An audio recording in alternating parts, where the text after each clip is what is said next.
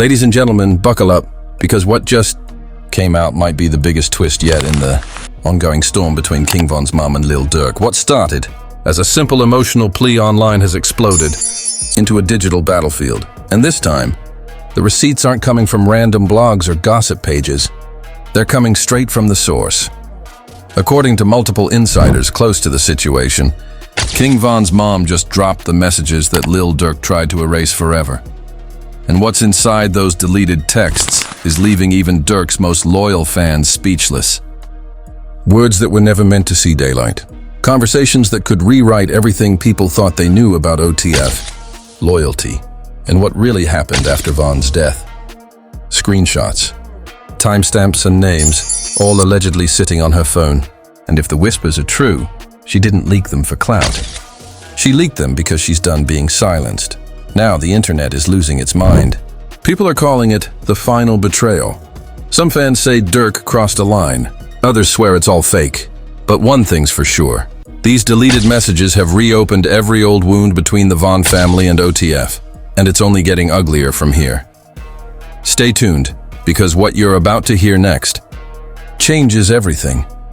The air around Chicago's South Side was thick with tension. Not the kind that came from the streets, but the kind that lived in silence after betrayal. For weeks, rumors had been circling online that King Von's mom, Tasha, wasn't done with her fight against Lil Durk. The $8 million lawsuit had already ripped open old wounds, but nobody expected what came next, not even Durk's own team. It started late one night, when an anonymous account posted a blurry screenshot with a simple caption. He thought she deleted it. She didn't.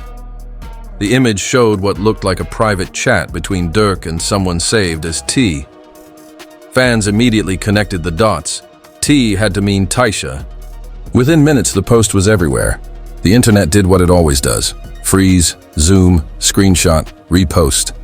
By dawn, the phrase "Durk's deleted messages" was trending in 3 cities.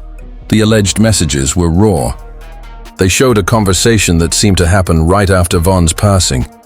Durk talking about needing to handle PR before the streets talk. Another message mentioned cutting ties before lawyers start digging. Nobody could prove if the texts were real, but the tone was cold. Too cold for someone who'd once called Von brother. By noon, fans were split into 2 camps.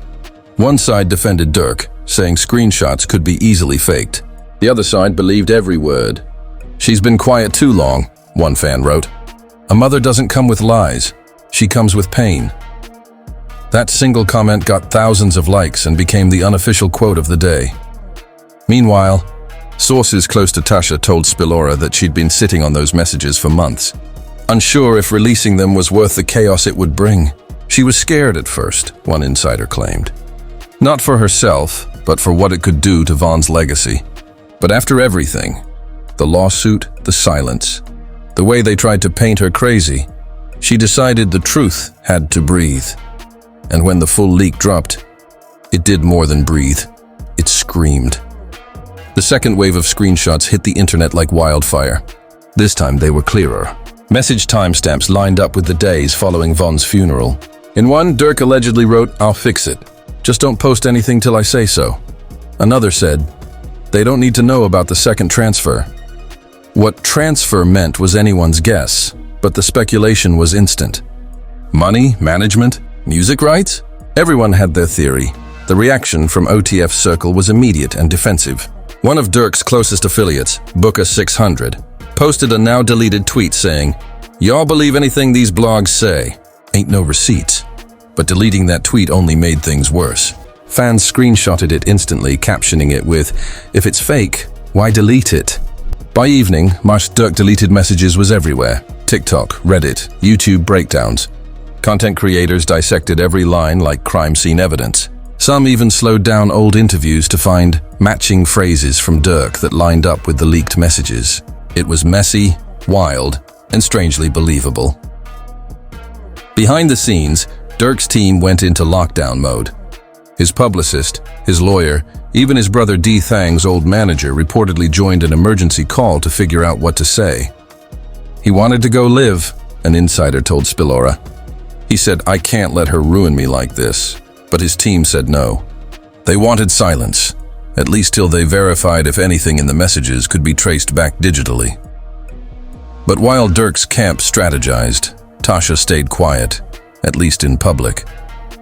Privately, she was furious. Friends say she'd received calls warning her to stop, telling her she was messing with things bigger than her. One message she allegedly received came from a blocked number saying, "You're playing with fire." She laughed it off. But her next Instagram post said everything. A photo of her holding Von's chain, captioned, "Some fires deserve to burn." By that night, local Chicago outlets had picked up the story. Small-time reporters were camping outside her apartment, trying to get a quote. But she refused every camera. She wasn't doing interviews. She wasn't selling exclusives. She was letting the messages speak for themselves, and the messages were speaking loudly. One in particular broke the internet. It read, "If the lawyers start pulling records, I'm done." "You can't let that happen." Fans immediately linked it to the lawsuit. "So he knew," one user commented. "He tried to hide something before the case even started." In a leaked voice note that surfaced later that same night, a woman sounding eerily like Tasha said, "He thought deleting them meant they were gone." But nothing disappears when a mother's still looking. The clip went viral in seconds. Bloggers labeled it the final straw. Every major platform jumped in, from Say Cheese TV to academics. Memes flooded timelines. One had Durk's face photoshopped over a deleted text bubble with the words, "Message failed to deliver." It was funny to the internet, but devastating to Durk's image. Even Durk's label. Alamo Records reportedly grew nervous. One anonymous executive said, "We're not touching this. Anything we say looks like we're protecting someone." For the first time, Durk wasn't untouchable. Then came the unverified bombshell, a rumor that the deleted texts weren't the only thing Tasha had. According to a blog with alleged inside sources, there were also voice recordings. The post claimed that during a tense phone call months ago, Durk said things that contradicted everything he'd said publicly about Von. Nobody knew if the recordings were real. But that didn't matter. The rumor alone was gasoline on an already burning fire. Fans flooded forums asking, "Where are the audios? Is she going to drop them next?" Tasha's attorney, Elaine Porter, didn't deny it. When questioned by a local reporter, she only said, "My client has retained every form of communication related to this matter. We will release what's necessary when it's necessary." That one sentence hit harder than any leak. Inside Durk's camp, paranoia reached its peak. One insider told Spillora that certain team members were wiping old phones, clearing DMs, even deleting notes from old meetings. They thought she was bluffing, he said. Now everybody's scared their name might pop up next. Meanwhile, King Von's sister, Kayla B, jumped into the storm. On her Instagram Live, she said, "They played with my brother's name long enough. My mama is not lying. Everything y'all see, that's just the start." Her statement sent the fan base into overdrive. By the end of that week, everyone from fans to news anchors was asking the same question. What exactly did Durk try to delete? And why did it matter so much that Tasha risked everything to show it? Rumors suggested those messages tied to hidden transactions, money linked to Von's unreleased tracks, side deals that cut out Von's estate, and private conversations about keeping certain people out of the story. None of it confirmed, but every bit of it went viral. As the dust settled on week one of the chaos, one thing became clear: Durk's silence wasn't helping him anymore. His reputation was bleeding, and the fans who once defended him were starting to turn. "We love you, bro, but if this is true, it's over," one fan wrote under his last Instagram post. It was becoming more than drama. It was a war of truth versus survival. And while Durk's team scrambled to control the narrative, Tasha had already moved on to her next move, something nobody saw coming. Something that would make the deleted messages look small compared to what she was about to show next. By the second week, the internet wasn't just reacting, it was investigating. Every Twitter thread, every Reddit post, every TikTok breakdown had turned into a digital detective board. People were comparing timestamps, matching flight logs, and even pulling old Instagram captions trying to verify Tasha's claims. What had started as emotional chaos now looked like a case study in exposure. One woman versus an entire empire. People claimed the man looked like a well-known Australian film producer. Someone Nicole had worked with years ago. Someone who, ironically, once said in an interview, Nicole was the one that got away. Whether it's true or not, no one can confirm. But in Hollywood, perception is truth. And that night, perception turned into a weapon.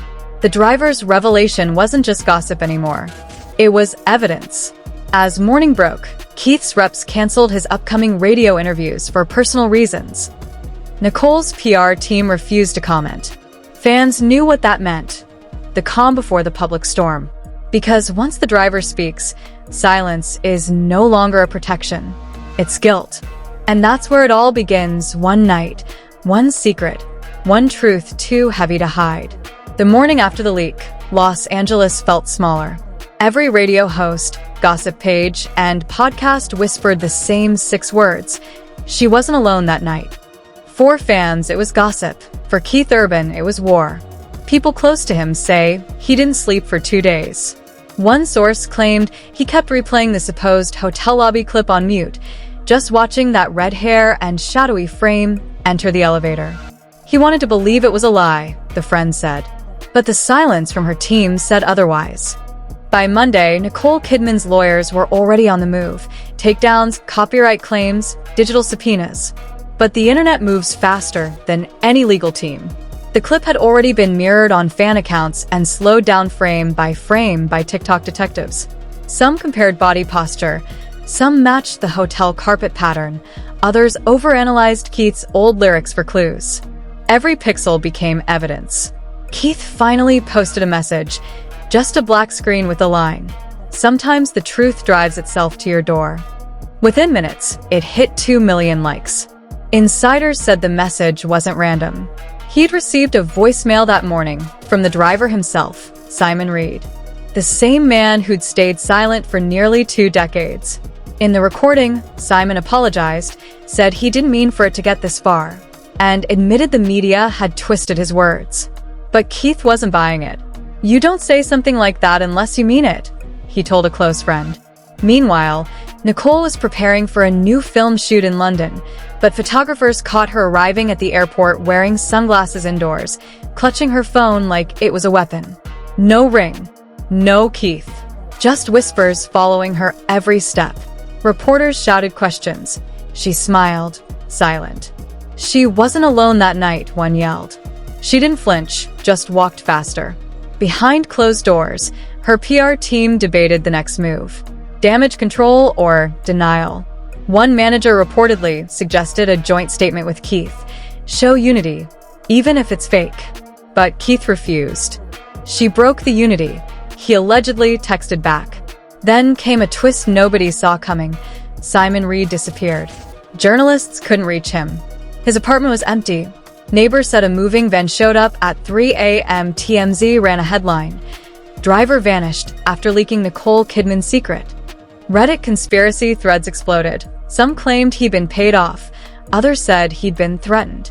One post claimed a private settlement had been offered through an Australian firm linked to Nicole's legal circle. But while the internet hunted Simon, a new voice entered the chaos. Maggie Bohr, the young country musician rumored to have toured with Keith. She posted a cryptic TikTok, strumming her guitar, singing, "He ain't the only one who lost that night." The caption, "Some lies sound better in harmony." Fans went ballistic. Was she implying she knew about the affair? Or worse, that Keith wasn't innocent either? Nicole's team jumped on the moment, quietly amplifying the clip through gossip accounts. Narrative shift, classic Hollywood tactic. Turn suspicion into confusion. If everyone's guilty, no one's guilty. Still, something fell off. Paparazzi noticed Nicole's old assistant, Clara, hadn't been seen in weeks. Clara had been with her since 2010. She handled calls, cars, and every no-press exit Nicole ever took. When a blind item blog hinted that an A-list actress's assistant might sell her story, fans connected the dots. Days later, a screenshot leaked, an alleged DM between Clara and an entertainment blogger. It read, He wasn't supposed to be there. That's all I can say. Within hours, the post vanished, but screenshots survived. Keith's label tried to pull him out of the drama by pushing a charity performance, but halfway through, he broke down mid-song. The moment went viral, a man trying to sing through heartbreak while tabloids printed his name next to betrayal in bold letters. And then came the exclusive. The Sydney Ledger published what they called a verified testimony from a staff member at the Hyatt. The unnamed witness claimed that a well-known Australian filmmaker checked in that same night using initials that matched someone who'd worked with Nicole on a 2018 project. The article was pulled within 4 hours, replaced with an apology citing legal inaccuracies. But screenshots, again, outlived deletion. Keith's fans turned savage. Hashtags like #JusticeForKeith, #Nicole lied, and #SheWasn'tAlone flooded X. Nicole's supporters clapped back, accusing Keith of weaponizing heartbreak. The internet split, love versus loyalty, wife versus husband, truth versus perception. Through it all, Nicole remained silent until one night, during a Vogue photo shoot, a camera caught her whispering to her publicist, "They'll never find out who he was." The mic was hot. The clip hit YouTube within hours. That single sentence reopened the wound. Who he was? Fans dissected every pronoun. It wasn't what happened. It was who. That meant there was someone. Keith's family, usually private, stepped in. His sister, Shane Urban, posted, "When truth hurts this bad, you stop singing and start praying." Underneath, fans flooded comments begging for details. By now, every entertainment outlet was circling like vultures. One investigative journalist claimed to have flight manifests and hotel records from that week. Another teased a podcast episode titled, "The Night Nicole Disappeared for 3 Hours." Keith reportedly called that journalist himself, offering clarity. No one knows what he said, but the episode never aired. Rumor has it a legal team intervened before the release. Meanwhile, Simon Reed resurfaced briefly. He appeared on a small online forum, posting under a pseudonym, Midnight Driver. His post read, "I told the truth, but not all of it. They know who they are." The account was deleted minutes later, but by then, screenshots had gone viral again. Nicole's team went into full crisis mode. They contacted YouTube channels, gossip podcasts, and even Reddit moderators trying to bury threads. But you can't bury something the public already smells. Curiosity had turned into obsession. Fans dug deeper, credit card receipts, plane tracking logs, even photo metadata. One Redditor claimed to have matched Nicole's dress reflection to a man wearing the same cufflinks seen at an Australian Film Awards party that same weekend. Real or fake, it didn't matter. It felt real, and that's all the algorithm needed. At the same time, Keith started writing again, a song called June 14th. Leaked lyrics read, "I saw your ghost in the headlights, and your perfume in my hands. You said you were alone that night, but your silence never stands." Fans called it his revenge song. Nicole called it fiction. The internet called it proof. And she wasn't bluffing. Just 2 nights later, a third leak hit. This one was short, a voice note 8 seconds long. The voice sounded weary, like someone talking under stress. It said, "If this comes out, I'm done. Burn the drive," that was it. 8 seconds that broke the internet. Every outlet played it, slowed it down, ran voice-matching software. Experts said it was a 90% match to Durk's tone and inflection. To the public, that was all the proof they needed. The memes came instantly. Burn the drive became a trend, a hashtag, a TikTok audio. But underneath the jokes, there was a darker shift. For the first time, fans weren't just disappointed. They were angry. "He used Vaughn's name to get rich," one user said. "He's been hiding this for years." Behind closed doors, Durk's lawyer team started preparing for damage control. Their plan? Blame hacking. "Our client's phone and accounts were compromised," their official statement read. "Any fabricated material being circulated will be addressed in court." But it was too late. Once something's leaked, it's public memory forever. Even mainstream media couldn't resist. CNN ran a segment about how digital privacy scandals are reshaping the music industry, using Durk's case as an example. The words FBI, evidence, and federal interest flashed on screen. Suddenly, this wasn't just entertainment, it was law. Rumors said Durk's management had reached out privately to federal authorities to verify whether their data had actually been hacked. But another story surfaced that investigators were already looking into potential tampering with estate assets. Whether that was real or not didn't matter. The narrative had already solidified. Meanwhile, Tasha made one final move. She released a handwritten note on Instagram that read, "He tried to delete my son's name. Now, the world remembers it louder." Under it was a photo of Vaughn smiling. The caption, "The truth doesn't need PR." That post got over 1 million likes in 24 hours. For Durk, it was over. Even his silence was now weaponized against him. His last post before the leaks, a picture with the caption, "We still winning," was flooded with comments like, "Not anymore. You deleted the wrong thing," and Vaughn's ghost. Watching. The final blow came a week later when a Chicago prosecutor confirmed to Spillora that digital evidence from the civil case had been forwarded for review. It wasn't a criminal charge, not yet, but the idea that federal investigators were looking at his messages was enough to bury any hope of recovery. By now, blogs weren't asking if Durk did it, they were asking why. Every analysis video, every breakdown show, every gossip podcast agreed on one thing. The deleted files weren't just about money or fame. They were about betrayal, power, and control. The fans who once wore OTF chains as symbols of loyalty now posted them melted in videos with captions like, "Loyalty has limits." Even Durk's longtime supporters began saying, "He needs to clear this up, or it's done." And through it all, Tasha stayed silent once more, her work done. She didn't need to say another word. The leaks, the screenshots, the audio, they had already told her story for her. In the final days of that month, Durk's camp released one last statement saying, "Our legal team is pursuing those responsible for defamation and data theft." But even that came off weak. No one believed him anymore. For many, it wasn't about the case anymore. It was about legacy. King Vaughn was gone, but somehow louder than ever. His mother had made sure of that. The story ended the same way it started, with pain, loyalty, and a name that refused to be deleted. And yet, deep in the corners of social media, a new burner account appeared days later, posting 3 words that reignited the entire fire. "There's still more." And that, right there, is where everything stands. The messages, the audios, the leaks, the silence. After all the lawsuits, the pain, the drama, and the deleted files, only one thing still echoes through the noise. Some truths can't be erased, because this wasn't just about Lil Durk and King Von's mom. This was about legacy, loyalty, and what happens when private pain turns into public exposure. The internet turned it into a spectacle, but underneath all the headlines, this was a family torn apart, a friendship buried under fame, and a truth too loud to stay hidden. So now the question is yours. Was Durk protecting himself, or was he covering something bigger? Were those messages real, or another layer in the twisted war for control of Vaughn's story?